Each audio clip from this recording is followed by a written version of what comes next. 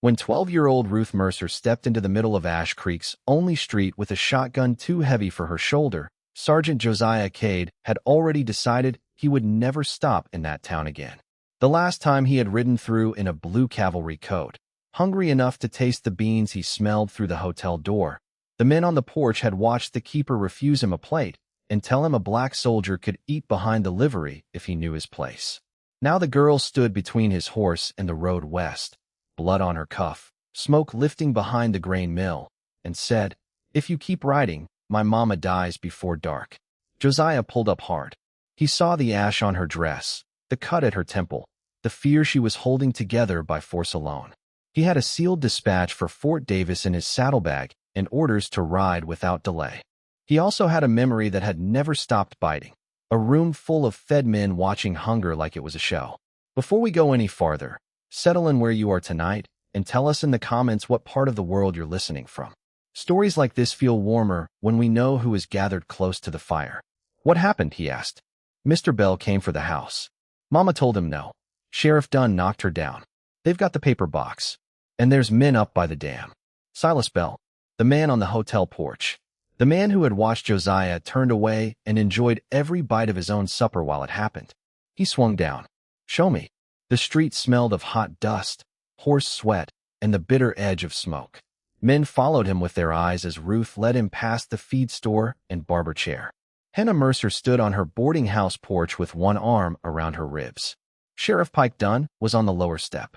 Bell stood beside him in a cream vest, holding a metal lockbox. Bell smiled. "The Army sends all kinds through these days." "It's sent enough," Josiah said.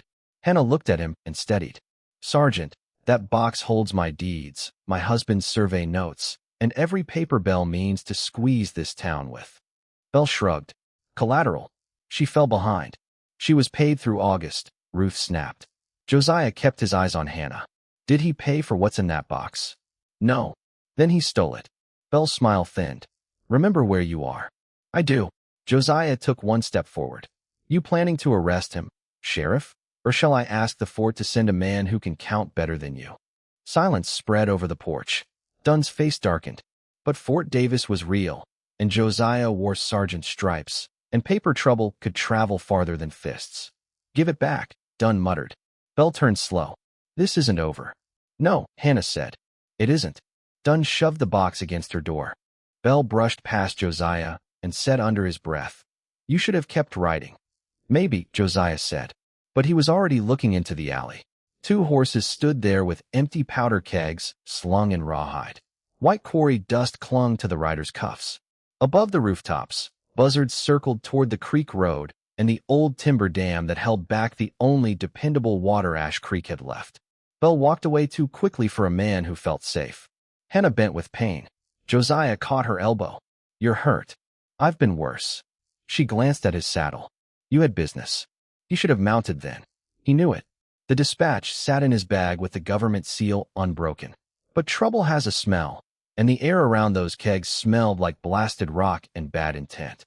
"What men are up by the dam?" he asked Ruth. "Bell's riders. They said if I spoke, Mama would lose more than the house." A wagon rolled past at the far end of town piled with quilts and laundry bundles. Nobody in it looked at anyone. Fear was already moving ahead of language. Josiah set the lockbox inside Hannah's door. Then he pulled out the dispatch and put it in her hand. "If I don't come back by midnight, take this to the telegraph at Paisano with someone you trust." "Not Bell. Not Dunne.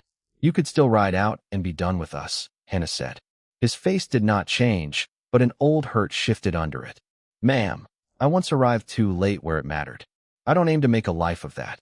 He checked his carbine, turned his horse toward the creek road, and rode for the dam while the town that had once denied him supper watched him go save it anyway. The road north climbed through mesquite and broken limestone. Josiah read sign the way other men read letters from home.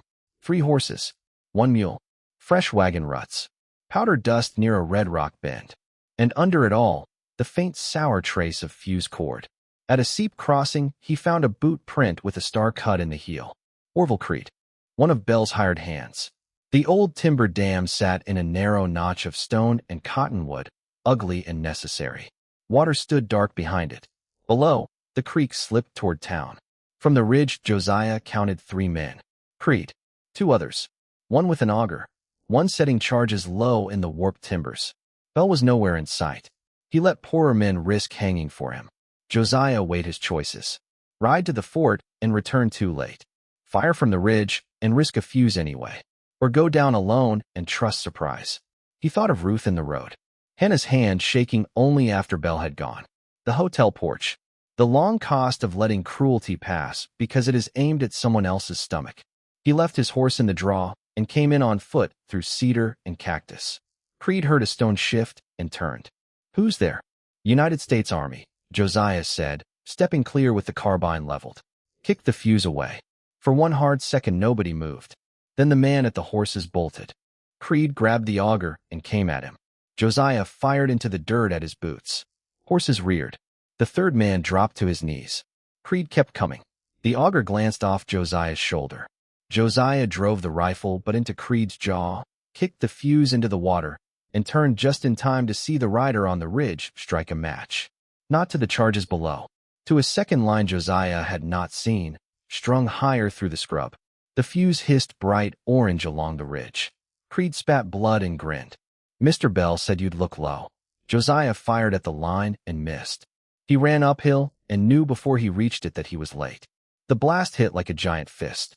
Wood cracked. Stone jumped. Water heaved once and came through. The west brace blew first. Then the middle seam tore open and a black wall of water rushed down the cut, carrying broken timber and half the bank with it. Creed vanished in the first surge. Josiah threw himself behind a boulder and felt gravel lash his back. When he rose, coughing mud, the dam was wreckage and the flood was already racing for Ash Creek. He had one chance left. He sprinted for his horse, vaulted into the saddle, and rode downhill with the sound of the water hunting him through the canyon. Let me ask you this while his horse is still running. If you had been turned away hungry by a town, would you have gone back to warn it? Or would you have let it learn the shape of its own cruelty? That is the question beating under every hoof here. By the time he reached the edge of Ash Creek, the supper bell was just starting. He did not waste breath until he got to the church rope. Then he hauled down with both hands and sent the bell booming wild and wrong over the rooftops. Flood. High ground. Leave the wagons. At first people stared. Flood made no sense beneath a clear sky in a dry season. Then the sound arrived behind him, low and monstrous, and sense no longer mattered. The street broke apart.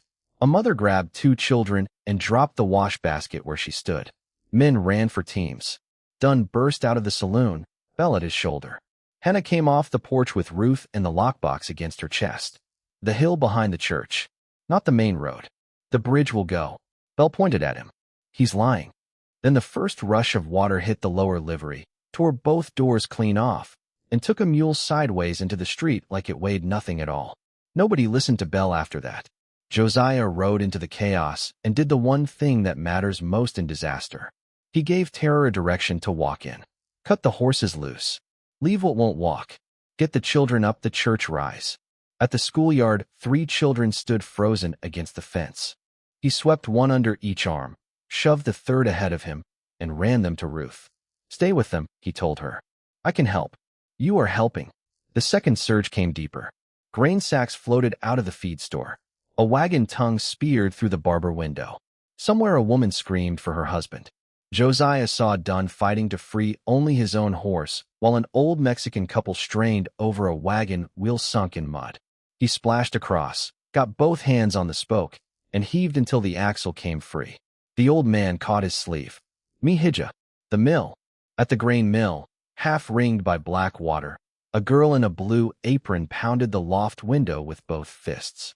Josiah cut his horse loose from the livery rail, grabbed a coil of line, and galloped to the mill with water hitting the gelding's flanks. Debris slammed past. "Jump," he shouted. "I can't." He climbed from the saddle to the awning frame, tied the line around his chest, handed the other into a blacksmith braced in a doorway, and went through the loft window feet first. Inside smelled of wet grain and panic. He shoved the girl ahead of him, kicked the swollen door open, and jumped with her into the flood. The rope went tight, so hard his ribs screamed. Water rolled them under.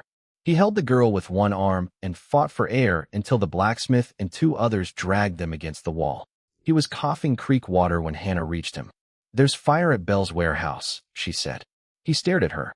"In a flood?" "That's what I said." Of course Bell had done it. Fire at the warehouse meant records, supplies, and a chance to hide theft inside disaster. "Ruth with the children?" "At the church. Keep her there. I'm not letting you run into another death trap alone." He saw the same look he remembered from the alley behind the hotel, when she had stood guard while a hungry stranger ate. "Fine," he said. "Stay close." They cut through the back lots where the water ran shallower and smoke stung harder. Bell's warehouse stood on a patch of higher ground near the freight yard. Flames licked through the rear doors. In front, Bell and a younger Creed brother were throwing crates into a wagon. Not saving them. Stealing them. Hannah went white. "Those are the town ledgers." Bell reached for his pistol. Josiah fired first, not at Bell, but at the wagon trace. Leather snapped. One horse lunged free. The wagon slewed sideways. A crate burst open in the mud and spilled deeds, account books, and packets of cash wrapped in oilskin. Bell fired. The shot chewed splinters off a fence rail by Josiah's head. "Get the papers," Josiah shouted. Hannah ran low through smoke, scooping ledgers into both arms. Bell lunged after her. Josiah met him in the yard, and the two men went down hard in mud and ash. Bell hit like a man used to ending arguments by force once money failed. Josiah took one blow to the mouth, another to the ribs, and felt the shoulder Creed had clipped catch fire again. Bell caught the sling of Josiah's carbine and hissed, "You think saving these people makes you one of them?" Josiah drove his forehead into Bell's nose. "I never asked to be." Bell reeled. Josiah twisted under him and would have finished it there if Creed's brother had not swung a shovel into his side. Hannah saved him. Not with a gun. With the lockbox. She hurled the heavy thing into Creed's brother's face. He went down screaming. Bell snatched one ledger from the mud and ran toward the stock pens and the rail cut beyond. Josiah started after him, but the warehouse roof gave way with a roar and a wash of sparks. He had to drag Hannah clear or lose her there. By the time he could see through the smoke, Bell was gone. Night found half the town on the church hill under blankets and wagon tarps while Ash Creek dripped and smoked below them. Babies cried. Horses trembled. Somewhere a calf called for a cow that would never answer. Mrs. Peavy slept on a pew with Ruth curled against her hip. Men who had not offered Josiah a drink a year earlier handed him coffee without meeting his eyes. Hannah sat on the church steps cleaning the cut on his cheek with boiled water gone lukewarm. Moonlight silvered the mud on his boots. "You should let someone look at that shoulder," she said. "I've had worse." "So have I," she said, and they almost smiled. For a while they listened to survival making its tired little sounds. Then Hannah said, "It was my husband who first guessed what Bell was doing. Samuel kept survey notes for freighters and ranchers when teaching didn't pay enough. Bell wanted the water rights, the freight yard, every house nearest the creek. Said a rail spur might come one day. Samuel found deeds altered after signing. Figures changed. Boundaries moved. He said he'd testify." She wrung out the cloth. 2 weeks later he was thrown from a horse everybody swore had stumbled. The horse came back without a mark, and the saddle girth had been cut near through. Josiah felt something settle cold inside him. "You kept the notes." "In the lockbox." Bell knew it. "I kept hoping some decent authority would care." "Find any?" "1 or 2. She glanced at him. Enough not to quit on the idea. He stared at his hands. "My brother Eli was 16 the last time I saw him alive. 2 white men decided a colored boy carrying school books offended them. I was driving army mules 2 counties over. By the time I got there, folks were already saying how sorry they were, same as if sorrow weighed the same as stopping it." Her hand went still against his cheek. "I've spent 10 years trying to arrive early ever since," he said. "That's a hard way to live. Harder not to." Then she opened the lockbox and drew out a brass compass dark with age. This was Samuel's. "I can't take that. I'm lending it." She closed his fingers over it. "To the only man in this town who has earned the right to decide where morning goes." He looked at the compass, then at her. "Funny thing," she said softly. "The people who know what hunger costs are usually the ones most careful with bread." That line went into him and stayed. If that moment caught you in the chest, then you are exactly who this story was written for. A like and a subscribe is a small way of telling us to keep bringing you these fireside hours. Warmth did not last. Just before dawn, May Lynn came up the church path with a ledger wrapped in oilcloth. I found this by the freight yard. Bell dropped it running. Inside were names, amounts, forged marks, and Bell's private notes. Flood sale, widow corner lot, church parcel after default. At the back sat the ugliest page of all. Powder purchased from the quarry. Payment to Orville Creed. Payment to Sheriff Dunne. And one line that made Hannah suck in a breath sharp enough to hurt. S. Mercer matter concluded. Josiah closed the book. Where does Bell run? East. To the old rail cut. There's a stone shed where survey crews used to bunk. He'll wait there for the stage road once the wash settles. Ruth was awake now, pale but fierce. Take me. No, both of them said. She crossed her arms. Then bring him back alive enough to hear the whole town told. Josiah slid Samuel's compass into his vest. That I can promise. The rail cut lay 3 miles east where Money had once started carving a line through the hill, and then dried up.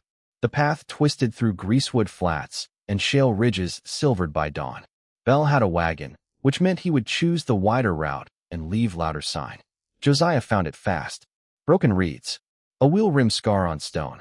Fresh blood on a mesquite thorn. Hannah rode beside him on a borrowed chestnut and handled the mare like work was more familiar to her than fear. After a long silence, she said, "Most men would have left us to the consequences of our own cowardice." Most men might have been right. Were you? He thought of Bell. Of Dunne choosing his own horse before an old couple's wagon. Of Ruth standing in the road anyway. No, he said. A town isn't only its worst mouth. She looked ahead. That sounds worth remembering. It's just something I learned too late. They reached the stone shed soon after sunrise. Bell was not alone. Dunne was there, one arm bandaged, trying to harness a lighter wagon. 2 hired men waited near the cut with rifles. Bell held a valise in one hand and Hannah's missing ledger in the other. "Thought you might come," he called. Hero men hate unfinished business. Josiah dismounted slowly, carbine in hand. "It is finished. You just haven't heard the sound yet." "You've got no badge out here," Dunne said. "No," Josiah said. "Just proof." Hannah lifted the ledger. "And witnesses enough." Bell half turned toward the wagon, measuring distance, guns, and nerve. "What you have there is private business. Hard times look cruel to people who don't understand numbers." Hannah's voice went razor thin. "Did numbers cut Samuel's saddle?" No one moved. Bell sighed. "Your husband mistook stubbornness for importance." There it was. The truth did not fall like thunder. It landed quiet and final. Bell saw Dunne wavering and went for his gun and the valise in the same motion. The next seconds broke fast. Josiah fired at the wagon wheel. Spokes burst. The wagon slammed sideways. One of the riflemen loosed a wild shot that chipped stone near Hannah's mare. Dunne drew late. Josiah was already moving, using the broken wagon as cover while Bell scrambled up the cut toward a shale ledge above. One hired man bolted at once. The other swung his rifle toward Hannah. She did not duck. She threw Samuel's brass compass straight into his face. He yelped, missed, and the mare kicked him hard enough to fold him to the ground. Bell ran higher. He thought money and altitude could still save him. Josiah followed up the shale where every step wanted to slide backward. The ledge narrowed toward a drop into the blasted cut below. Bell reached the end of stone and turned with his pistol shaking now, polish stripped away until only greed remained. "You know what they'll do?" he panted. "Shake your hand in public and close their doors in private. Men like me built every useful thing in that valley." Josiah climbed one more step. "No. Men like you put your name on useful things after other folks built them." Bell fired. The shot tore cloth along Josiah's sleeve. He kept coming. Bell fired again. Empty click. He stared at the gun, then lunged with the valise. Josiah ducked, drove into him at the waist, and both men crashed into the shale. The valise burst open. Money, deeds, forged notes, and quarry receipts spun into the air and sailed down into the cut. Bell clawed for Josiah's throat. Josiah caught his wrist, twisted, and pinned him flat. Bell spat. "You should have stayed hungry." Josiah's face went still. Then he said the truest thing in him. A man who's known hunger learns the difference between being fed and being owned. He drove Bell's face into the shale, stripped the knife from his boot, and hauled him upright just as Dunne came around the wagon below with his revolver out. "Let him go," the sheriff shouted. Josiah dragged Bell to the edge where the spilled papers could be seen scattered across the cut. "Shoot then." and explain to Ash Creek how Mr. Bell paid you from the same book he used to buy dynamite. Dunne hesitated. Hannah was already walking toward him, skirts muddy, ledger open in both hands. She read clearly into the morning air. Payment to Pike Dunne for cooperation. Payment to Orville Creed for dam work. Mercer matter concluded. Dunne's arm sagged. Then hoofbeats rose behind him. Not rescue. Reckoning. Half a dozen men and women from Ash Creek rode up the wash road. May Lynn, the blacksmith, the miller whose daughter Josiah had pulled from the loft, the old Mexican couple, 2 ranch hands Bell had cheated the season before, and Ruth on a mule too small for her temper because she had ignored every order worth obeying. They had not come to save Josiah. They had come because once a man shows a town what courage looks like, the town must decide whether it will remain cowardly in full daylight. Bell saw the numbers and finally understood he was not feared enough anymore. Dunne dropped his revolver. Josiah marched Bell downhill with one hand twisted in the back of his vest and gave him over only after the blacksmith bound his wrists with trace chain. Maylin stepped close, took the sheriff's star from Dunne's shirt with 2 fingers, and dropped it in the dirt. By noon the whole of Ash Creek stood in front of the church while Hannah read the books, page by page, and every stolen dollar, forged note, and dirty payment came out under the sun. Bell lost his store. He lost his cattle contracts. He lost the freight parcels he had taken through fraud. By evening he was shackled in the back of a farm wagon on the road to district court, and every house he had ever leaned on got to watch him pass without hat, money, or dignity. Dunne went with him. Justice did not put the livery back together or dry a blanket, but it changed the shape of the air. Men bent by Bell's money stood straighter. Women who had kept quiet to protect their children discovered there were other ways to keep them safe. The town rebuilt with salvaged timber, army tar, straightened nails, and whatever stubbornness good people could spare. Josiah stayed 3 days past his orders, then 4, then 6, because some work belongs to a place more than it belongs to a schedule. Nobody refused him a meal again. The first one came openly on Hannah's porch the evening Bell was taken away. She set beans, salt pork, biscuits, and coffee in front of him while half the town pretended not to notice how important the moment was. Ruth leaned in the doorway with her chin high. "Reckon it tastes better inside?" she asked. Josiah looked at the plate and then at Hannah. By a country mile. Winter found Ash Creek, changed in ways large and small. The Churchill got a cistern. The dam was rebuilt stronger under the hands of every family who drank from it.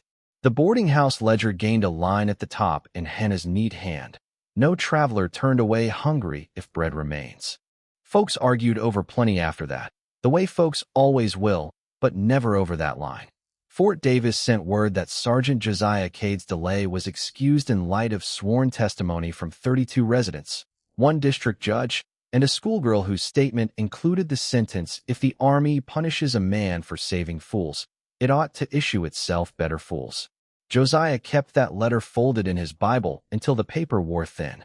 By spring he had found reasons to ride through Ash Creek more often than Army business strictly required. A lame horse could always be blamed. So could a broken cinch, a message needing delivery, or the plain human need for coffee poured by a woman who had once guarded your dignity before she knew your name. Months later, on an evening soft with wood smoke and creek water, Hannah stood in the kitchen doorway while Ruth laughed over a ruined pie crust, and Josiah came in carrying a sack of flour on one shoulder as if he had been expected all his life. He set it down, crossed the room, and kissed Hannah with the quiet certainty of a man who had walked enough hard miles and meant to stop walking alone.